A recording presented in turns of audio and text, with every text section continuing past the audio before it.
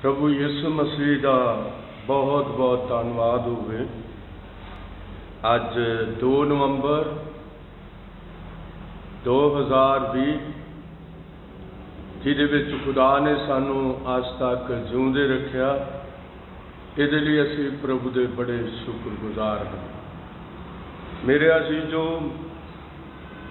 प्रभु दे चरनां विच आउणा, उहदे वचन नूं पढ़ना, प्रार्थना करना, ये बड़ी मुबारक गल है साडे लई। और दसना चाहुंदा हां कि शैतान कुछ भी पैदा नहीं कर सकता, पर वो पैदा कीतियां हुई चीज़ां नूं बर्बाद कर सकता है। तो आओ असीं लिखतां दे विचों लवांगे। और ये उत्पत्ति की किताब है और उसका पहला अध्याय है। और पहले अध्याय की 11 आयत मैं तुहाडे सामने रखनी चाहुंदा हां। लिखत कहती है, फिर परमेश्वर ने आख्या कि धरती घाह नाले बी वाला साग पत अते फलदार बिरछ उगावे, जिहड़े आपो अपनी जिनस के अनुसार बी वाला फल धरती दे उत्ते देण, अते उवें ही हो गया। जाने कि खुदा घाह तो लैके मनुख तक उन्हां नूं सिर्फ खुदा ही पैदा करता है। कोई होर चीज़ पैदा नहीं कर सकती। पैदा करने वाला सिर्फ साडा यहोवा परमेश्वर है। और बड़ी उन्होंने पढ़िया जाता है और पता लगता है कि कौन है जिसने सानू धरती के उत्ते जन्म दिता। और प्रभु तुहानू बहुत वड्डी किरपा देवे। यहोवा परमेश्वर ये कहता है कि फिर परमेश्वर ने आख्या कि धरती घाह नाले बी वाला साग पत फलदार बिरछ उगावे, जिहड़े आपो अपनी जिनस के अनुसार बी वाला फल धरती के उत्ते देण, अते उवें ही हो गया। मैं कई बारी सोचता हाँ कि किस तरह खुदा इन्हां बीजां दे अंदर ताकत भर देंदा है। और वो ताकत जिहड़ी है वो कित्थों मिलती है? बीजां नूं इस धरती तो मिलती है। कुछ ताकत धरती तो मिलती है, कुछ सूरज तो मिलती है। इस करके अजीजो, सानू प्रभु दे हमेशा ही आज्ञाकार अति वफादार होना चाहिए है। 12वीं आयत में तुहाडे सामने रखन लग्या हाँ। सो धरती ने घाह ते बी वाला साग पत ओदी जिनस के अनुसार ते फलदार बिरछ, जिन्हां दे विच आपो अपनी जिनस के अनुसार बी है, उगाया। अते परमेश्वर ने डिठा भाई चंगा है। ये तीजा दिन होया, तीसरा दिन होया।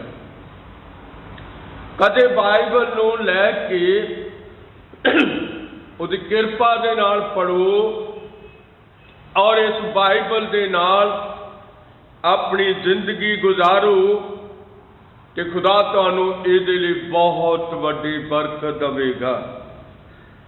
तो मैं दसना चाहुंदा हाँ कि शैतान खुदा दीआं पैदा कीतियां होईयां चीज़ां नूं नाश ते कर सकदा है, पर बाइबल कहती है शैतान पैदा कुछ भी कर नहीं सकता। आओ मैं तुहानू उत्पत्ति 4 विच लैके चलिया हाँ और जिथे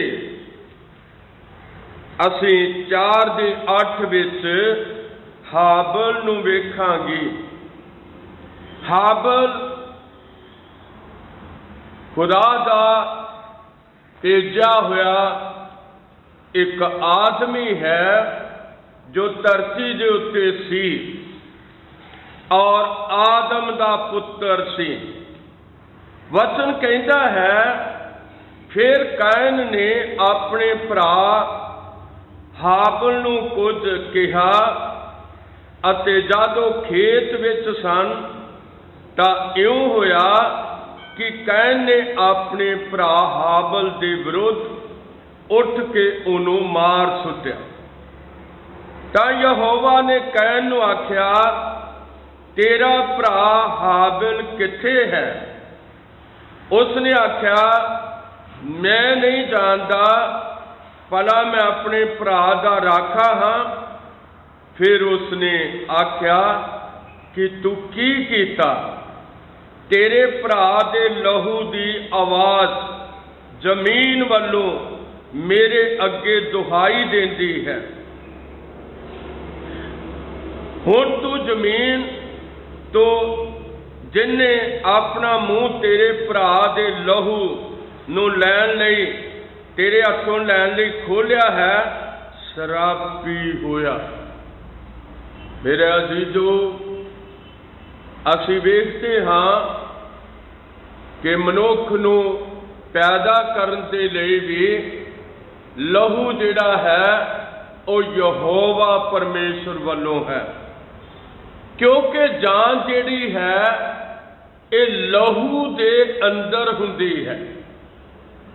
जान जिहड़ी है मनुख दी वो लहू दे अंदर हुंदी है, उहदे प्राण लहू दे अंदर हुंदे ने।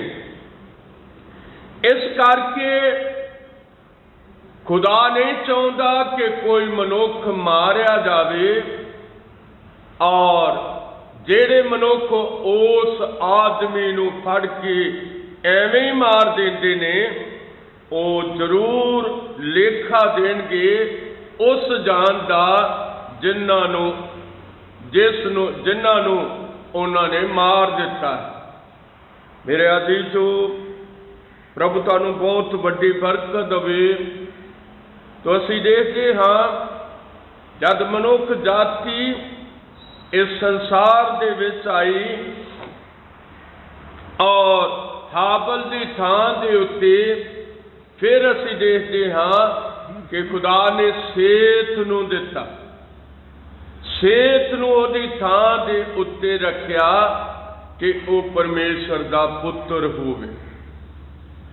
और असीं एक होर चीज़ वेखते हैं अज जबूर दी किताब और उसका दूसरा अध्याय और उसकी 7वीं आयत नूं जबूर 2:7 नूं वेखदे हैं। बहुत ही अच्छा है जदों असीं 2:7 नूं पढ़दे हैं।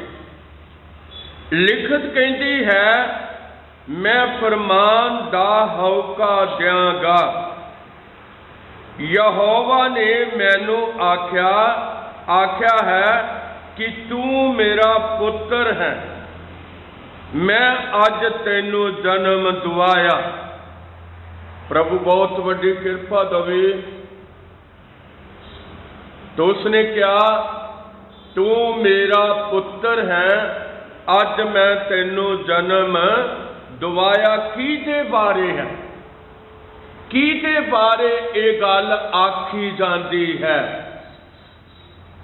एक खास गल साडे खुदावंद यीशु मसीह दे लई है और उस दे लई ये आख्या गया है जबूर 2:7 दे अंदर। फिर दोबारा रिपीट करना चाहता हाँ, मैं फरमान दा हौका दियांगा। मैं फरमान दा हौका दियांगा। यहोवा ने मैनू आख्या कि तू मेरा पुत्र है, मैं अज तैनू जन्म दुआया। फरमान खुदा दे मूँह चों निकलदा है और जबराइल धरती दे उत्ते आउंदा है। इन्हां चीज़ां नूं वेखना, बाइबल नूं पढ़ना एक मनुख दे लई बड़ा मुबारक होवेगा, क्योंकि खुदा दियां अखां वेखणगियां कि आ मनुख मेरे वचन नूं पढ़दा है। इस करके उन्हें सानू जिंदगी दिती हुई आ और सानू उहदे वचन नूं पढ़ना चाहिदा है। जदों उसने फरमान दा हुक्म दे दिता, हौका दे दिता, ते जबराइल उत्तों थल्ले आया। और जदों उत्तों थल्ले आ गया ते उसने मरियम नाल गल कीती। आओ पढ़ांगे प्रभु दे वचन दे अंदरों। बहुत अच्छा है जद असीं इन्हां सब चीज़ां नूं लवांगे और इन्हां चीज़ां नूं असीं खुदा दे वचन दे विचों लभ लवांगे, क्योंकि सारियां चीज़ां इत्थे ही लुकियां होइयां हन और सिर्फ पढ़न वालियां नूं इह मिल जांदियां हन। लिखिया है, जबराइल जद फरमान निकलिया ते जबराइल आसमान तो थल्ले आ गया। और लिखत कहती है यीशु मसीह का जन्म इउं होया कि जां ओदी माता मरियम दी यूसुफ नाल कुड़माई हुई सी तां उन्हां दे इकट्ठे होण तो पहलां वो पवित्र आत्मा तो गर्भवती पाई गई। पवित्र आत्मा तो गर्भवती पाई गई। इहदी भी नूं मैं तुहाडे सामने रखना चाहुंदा हां।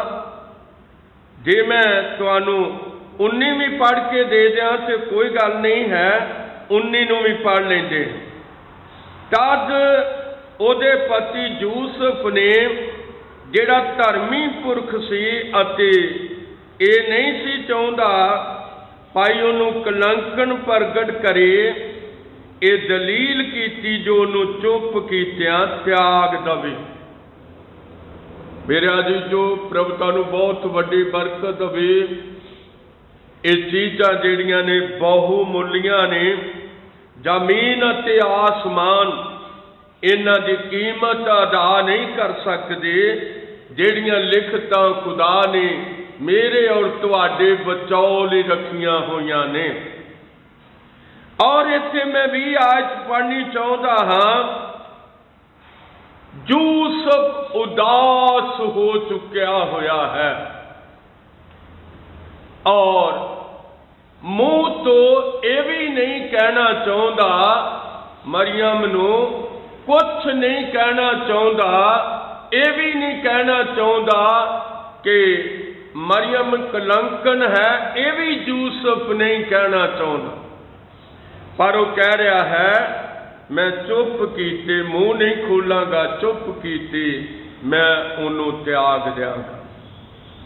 मेरा जीजो, ये गल तो यहोवा वालों सी, फरमान किसी मनुख वालों नहीं सी। फरमान ते जबूर 2:7 विच यहोवा ने कीता है और इस फरमान ने पूरा होना है।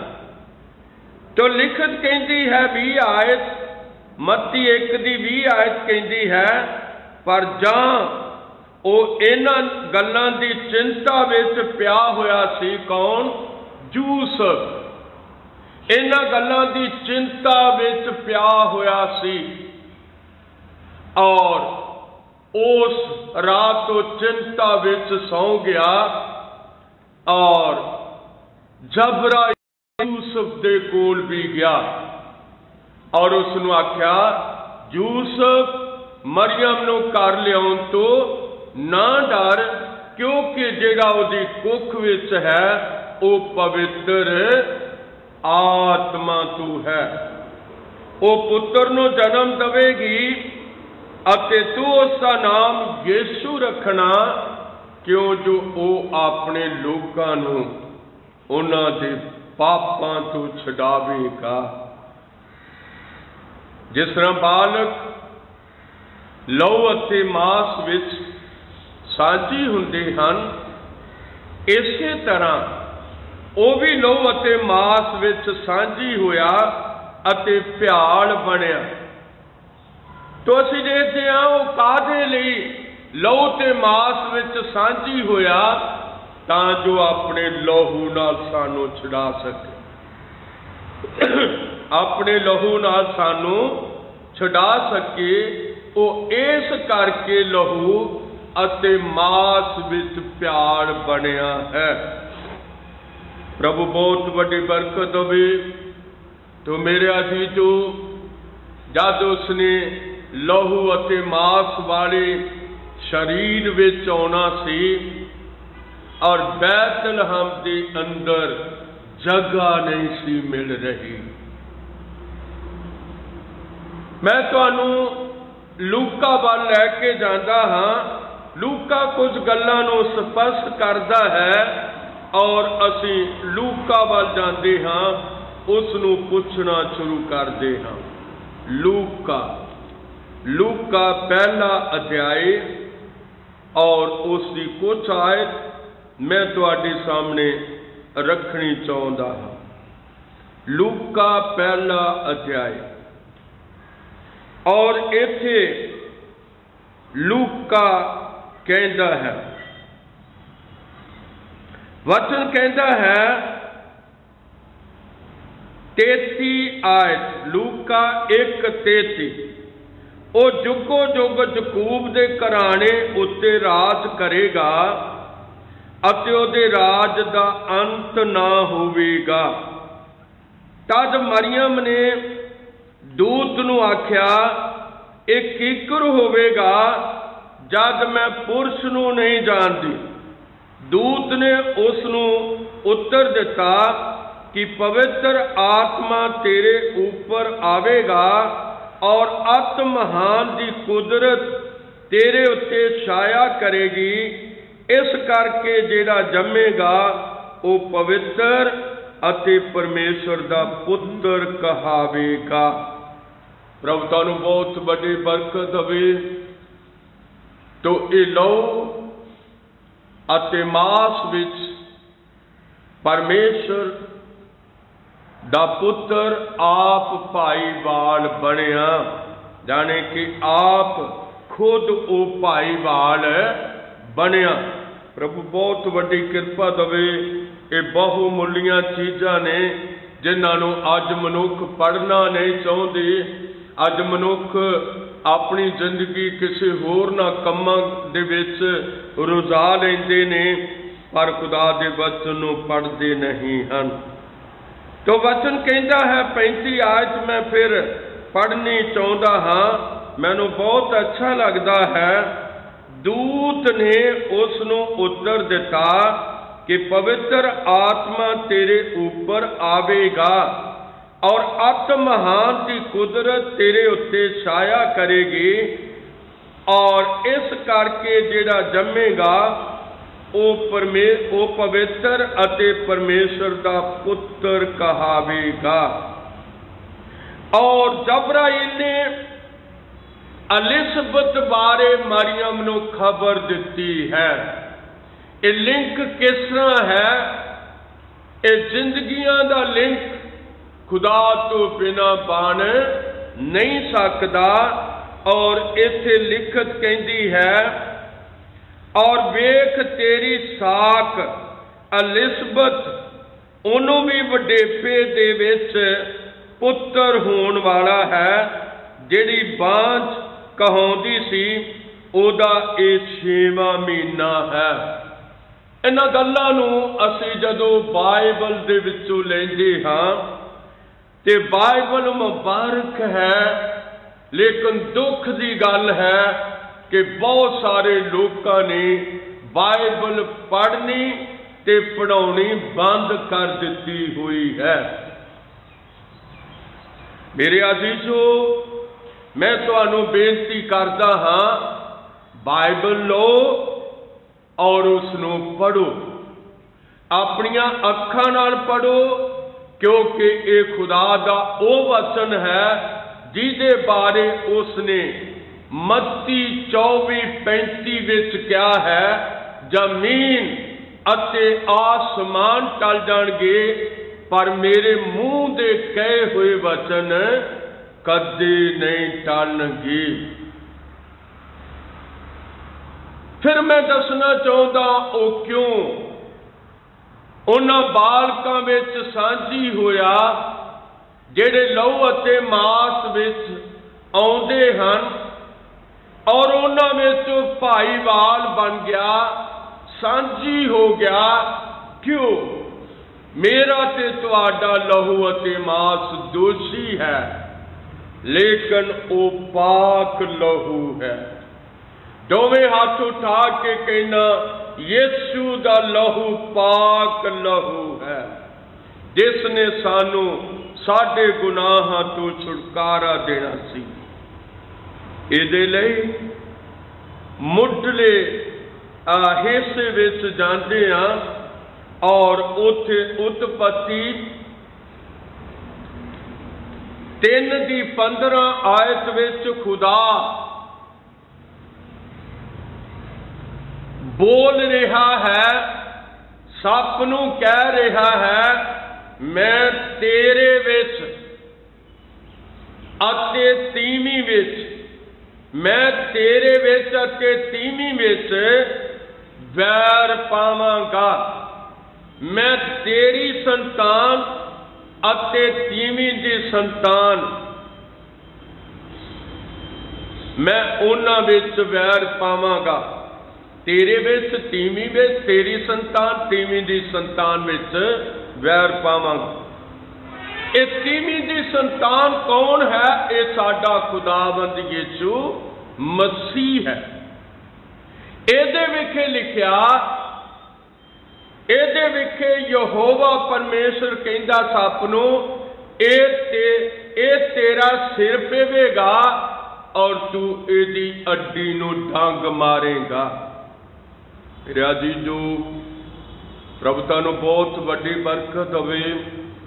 बाइबल नू अपनी जिंदगी का हिस्सा बना लो। यही आखिर तुहाडे काम विच आवेगी।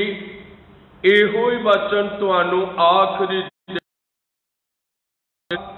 वरना होर कोई चीज सानू इस धरती दे उत्ते वैरी दे हथों, मौत दे हथों कोई छुड़ा नहीं सकता। प्रभु तुहानू बहुत वड्डी बरकत होवे, क्योंकि असीं वेखदे हां कि मौत शैतान दे हथ विच सी। वो सारियां खुदा दियां पैदा कीतियां चीज़ां नू मार ते सकदा है, पर आप कोई चीज भी पैदा नहीं कर सकता।